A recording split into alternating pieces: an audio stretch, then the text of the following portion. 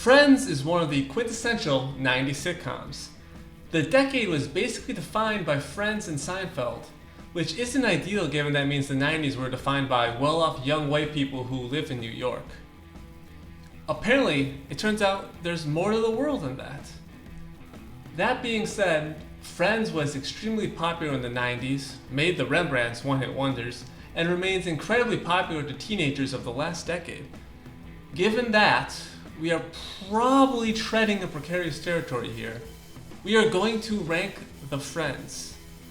Yes, a ranking of the 6 main characters from Friends, the ones who would be there for us when the rain started to pour. Who's the best? Who's the worst?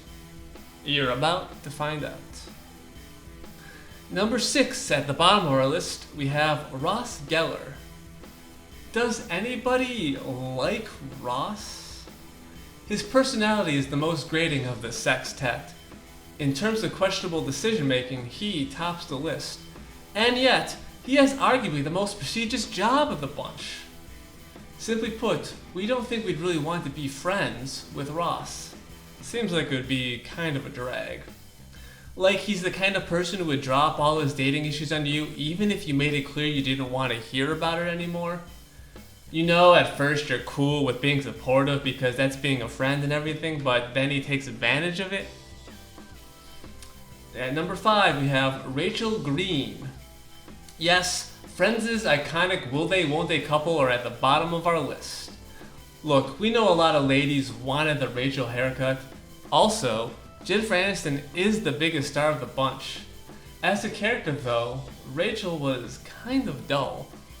She had the least funny stuff to do and, honestly, would be the least memorable character if she wasn't played by Aniston.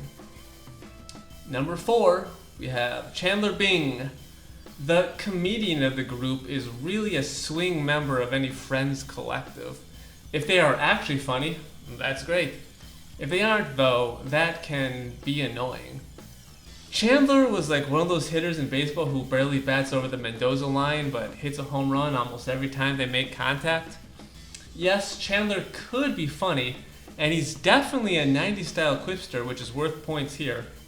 And yet, all those oh-so-90s gay panic jokes don't necessarily stand the test of time. Number 3, Joey Tribbiani. Joey is dumb. That's basically his entire character. He's dumb and manly and likes to eat. He's fairly one-dimensional, but we have to admit he usually succeeds in that one dimension. "How you doin'" is so goofy on paper, and yet it works as a catchphrase. Most of the time, Joey had the lowest ceiling, but also the highest floor. He just did his thing. That worked in an ensemble, but certainly not when he was made the star of his own show. Coming in number 2, we have as the runner-up Phoebe Buffay. Phoebe is the weirdo, which means she gets to focus on delivering jokes. That was also true of Joey, but Joey only really got to tell jokes in a specific wavelength. By being an out-there character, Phoebe got to be funnier. Flaws in her personality were easier to accept because of her role in the show and because she didn't have to shoulder the load. Phoebe basically got to be the Kramer, but she was completely her own thing independent from the whole Kramer persona.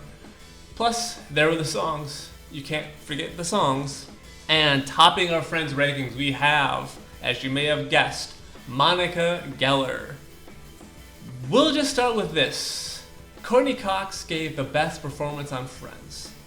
She could nail her jokes, but also handle providing exposition or moving the plot forward. Monica could have a dramatic moment, a romantic moment, or a comedic moment and have them all hit. She's well-rounded as a character, not relying as much on a specific hook like Joey or Phoebe. Monica is a strong sitcom character, the kind who actually could have carried a spin-off show. In a ranking of the Friends of Friends, she's topping the list. Thanks for watching, and for more videos be sure to subscribe to the Vents channel on YouTube, where we're always here to talk about your pop culture obsessions, and always feel free to leave a comment. We're happy to hear what you have to say.